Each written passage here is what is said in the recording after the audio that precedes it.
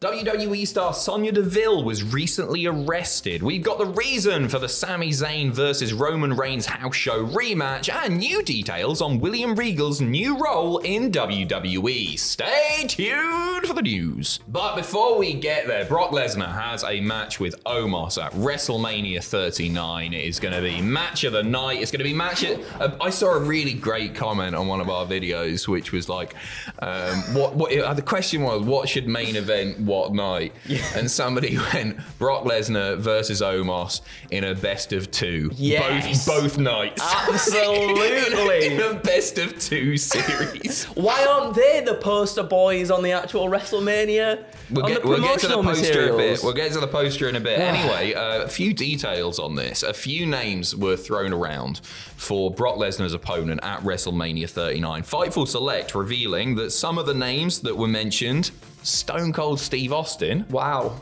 No, it's what? Stone Cold Steve Austin was considered, as was Gunther and even Bobby Lashley, but one name mentioned stood out, and that was Bray Wyatt was said to be considered. However, Lesnar said no. Yeah, he did. Exactly like that. I don't want to get involved with that gash. No offense to Bray Wyatt. Love Bray Wyatt. Obviously, the creative hasn't been too spot on since he's come back. But apparently, Brock Lesnar nixing that match, saying that he didn't want to do it. No further details were given, but then it was noted that Brock personally approved the bout with Omos, and then, of course, it looks like Lashley is the unfortunate man to be stuck in the program with Wyatt for now. It sucks that we're talking about it this way. I really, really hate it. Like, it was just a few months ago. It feels like a lifetime, but just a few months ago, Extreme Rules, bloody Bray comes back. It's so cool, so excellent. And I just think the creative has been bad. I think he's been hampered by his first match back being the soft drink match. Yep. But I can't blame Brock.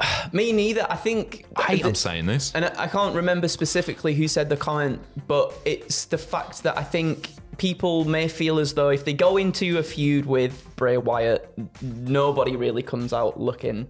It's been that way, hasn't it? Yeah, and that's maybe the only reason I can see why Brock might be like, no, I don't want to do anything like this. Could Brock pull off being surprised by spooky bollocks and that? I mean... I think that's why he probably doesn't want to do it. It's not very Brock Lesnar, and if you're going to do that, you just need to have a straight-up match with him. I think that's... Yeah, I think that's it. Lashley will be more open to do it, and he probably doesn't have the backstage pull to just go, no, I'm not doing that. Brock can do what Brock wants. Yeah. And yeah, I can't blame him, and I really hate that that's the case. Yeah, me too. Because I genuinely would have loved to have seen something in between Bray Wyatt and Brock Lesnar and see how Brock sort of adapts to the kind of... I guess I don't want to call it more because it's not really cinematic anymore, but there's more sort of drama and there's more theatre, I guess, to it. And I would have loved to have seen Brock kind of adapt to that situation a little bit. But at the same time, if it's not Brock's wheelhouse and it's not really, it doesn't really suit Brock, then fair enough to him. Yeah, he's done the odd spooky bit with The Undertaker before, but it's a different kettle of fish, isn't it? And I can understand why he wouldn't want to do that at this point of his career. And it's perhaps a good thing because, like, if they were to have done that match, then Bray needed to win, right? Yeah. Bray needed to win, otherwise he is done. He is totally done. And so if Brock didn't want to do it, maybe Brock doesn't want to lose. I think that's probably what it comes down to, isn't it? Maybe that's part of it. Yeah. A few more details on that Lesnar-Omos match with WrestleVotes tweeting yesterday. I'm told the highly anticipated, very compelling, he's being silly, he's done a little silly emoji, Brock Lesnar versus Omos WrestleMania matchup was the idea of one specific powerful person who pushed it through, and it was accompanied by a gif of Vince McMahon. It's not really a shocker. I mean, it's like... Everybody was saying, it's like, oh no, Vince is back. It won't get involved in creative. Of course he bloody will. Yeah. Of course he will. There'll be little things that seep through the cracks, right? Like this match, for example. Yeah. Some people like seeing big, beefy, sweaty men go at it. And you know what? You're totally right. To a casual audience, this is just a literally huge match, which will probably provide something really interesting that they can show on WrestleMania replays for years to come. I spoke about this on a news video earlier this week. I think this is more about a big WrestleMania moment. They've got a spot in mind that they want to do, and so you put your two biggest lads in there. That's a to good do it. point, so actually. I think so. Like, there's going to be an F5 off the stage or something like that. He'll hoist him up. Yeah, hoist him up or something. Do the F5, but I think it's going to be an F5 off of something into something. There's going to be a sort of ring collapse-esque moment that's hopefully not the ring collapse itself, because we've seen it too many times. There'll be something. Maybe we'll get something in terms of like Omos is the man that just manhandles Brock like nobody else has done in the past as well, chucking him around and stuff like that. Well, we'll see. He's green as goose. He is green. What, isn't he? Still, I think he really he needs to improve. He's been there for a while, and I was watching an interview with a guy the other day, and he seems like a really stand-up bloke, and I want to root for him and everything, but he's just not good enough yet. Yeah. And I don't often say that about wrestlers. It feels like a really nasty thing to say, to just go, they're not good enough yet. And Omos's power is in his size and the fact that he's unlike anyone else on the roster. That's his selling point. There's a lot of money to be made there, but he's in the ring. He does need improvement. Very limited. He's very limited at the moment. Yeah, he is. A celebrity appearance has been revealed for WrestleMania. Now, no formal announcement on this has been made. However, WWE released a new poster and some interesting names on there. Obviously, you got Roman, you got Cody, you got Brock's on there. John Cena is on there. Yep. I mean, no formal announcement has been made for a match. Everybody's expecting it's as good as done now, isn't it? That we're going to get Austin Theory versus John Cena for the US title. John Cena is on the poster. Expect to see him there if you weren't already. But a really interesting one is the DOGG. I don't know why I did that. Get rowdy. Yo. Oh, God. That's really good. Man. Yes. 1, 2, 3 into the 4. Yeah. Snoop Doggy Dogg and Dr. Dre are at the door. Snoop Dogg is going to be there. He is no stranger to WWE's popped up various events over the years. Are you a fan? I don't know what to say about Snoop Dogg. I like Snoop Dogg. He seems cool, doesn't he? Well, yes, he seems cool. He seems cool. He's one of the coolest people on the planet. I was watching an interview with him. It just popped up on like Instagram Reels or something.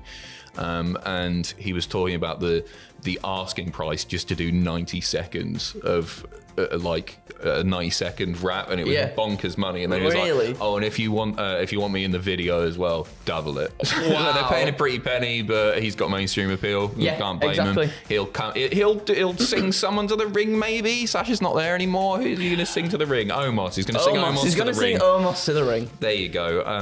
Some troubling news now. Sonya Deville recently arrested. Sean Ross Sapp tweeting this out last night. Fightful has learned Sonya Deville was arrested in New Jersey recently for having a firearm in her vehicle. She has a permit in Florida, but it wasn't valid in New Jersey. She's in the process of getting it thrown out, and we're told she started carrying after the home invasion. Whatever your opinion is on firearm laws in the US, what happened to Sonya Deville was a horrible, scary thing, and you cannot blame her for wanting to protect herself at all. Obviously, the laws are the law and everything, so I don't know how these things work. But, hopefully, she's all right. It was horrible what she went through, absolutely gross. So we send our best to Sonya Deville. Next up, we have got the reason for the Sami Zayn versus Roman Reigns rematch. Now, this is taking place in Toronto, Ontario, Canada. Roman Reigns defending the undisputed Universal Everything title against Sami Zayn. It's going to be a house show main event. Don't expect to see Sami challenging anytime soon, at least for the big one on TV. But if you're there, it's a cool match to be seeing, that's for sure. It was originally set to be headlined by Sami Zayn and Kevin Owens versus Roman Reigns and Solo Sikoa. However, according to Meltzer on Wrestling Observer Radio, the main event was changed because Zayn and Owens have yet to officially reunite on WWE TV. So the company also feel that this match will sell more tickets. Yes, for sure. It's a world title match. Absolutely. Imagine if they do a Samoa Joe Finn Balor NXT title thing where they just change it. Stop it. What I was saying, because we talked about this as well earlier in the week, what I was saying is that I really hope they do something that they can show on WWE TV. I don't expect the proper reuniting of Kevin Owens and Sami Zayn, like full on there. But I hope they got something, because I always really like it when they play bits of house shows, and they don't tend to do it often. It's like when a title changes hands, as you say, like the Samoa Joe Finn Balor thing. I think Miz and Morrison did it. Did AJ, I think, as well? Yeah, AJ did it for the US title. It's happened various times over the years, and I just really like seeing sort of lo-fi WWE. There's something nice. I like the aesthetic of it. Definitely. No, I absolutely agree, and it's nice as well when fans get a little bit of development too, because house shows sometimes it's just like these one-off things, and then they don't really like factor into what's happening on TV. For the kids, aren't they? Yeah, exactly. But if you've got another reason to go, because something might develop here in the Bloodline storyline, especially in Toronto too, with Sami Zayn being like a big part of that. I think that's a more compelling way to sell tickets as well. I agree, especially for fans who are like, it's a house show. Yeah. You want people thinking, well, it's probably not going to happen, but never say never. Never say never, yeah, exactly. It could just happen. And I think you only need to do something mental every couple of years or so just to keep that little spark. That intrigue. Yeah, right? Like when was it Brock and Roman last year, and Heyman was like, ooh, you never know what could happen at a house show. And then people were like, oh, actually. Off the back of that, they probably sold thousands of tickets. Yeah. God bless Hall Heyman. Hall Heyman.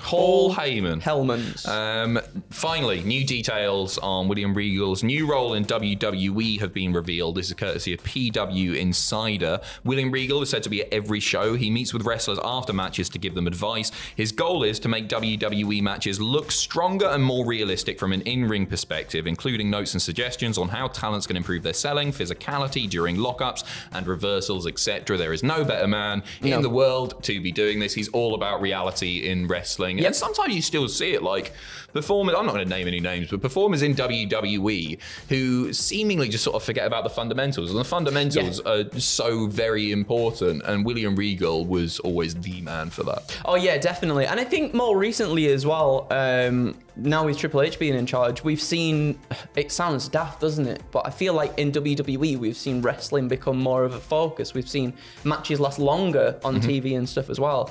And I think, as you were saying, I think it's crucial to have those fundamentals there in your wrestling to really like push it and tell stories with it and everything too. I think obviously the WWE product is very like dramatic, theatre based, and that maybe sometimes can overshadow what people are thinking perhaps in the ring, and maybe they forget about these little bits and pieces. But for William Regal to be there and be like, okay, let's focus on this, this and this, makes sense. Agreed. Don't expect to see him on TV anytime soon, as per his AEW Get Out contract deal. But he's such a valuable guy to have. I imagine Tony Khan was gutted to see him go, but definitely. I'm happy that William Regal is seemingly happy. It's the perfect role for him. Long may that continue. That is it from us. We've got predictions going live on the channel this evening. Make sure you check those out. Live stream on Sunday night, not Saturday this time around. Followed by what happened at WTF, all the fun of the fair, the usual stuff. So stay tuned, take care of yourselves. We will see you in a bit.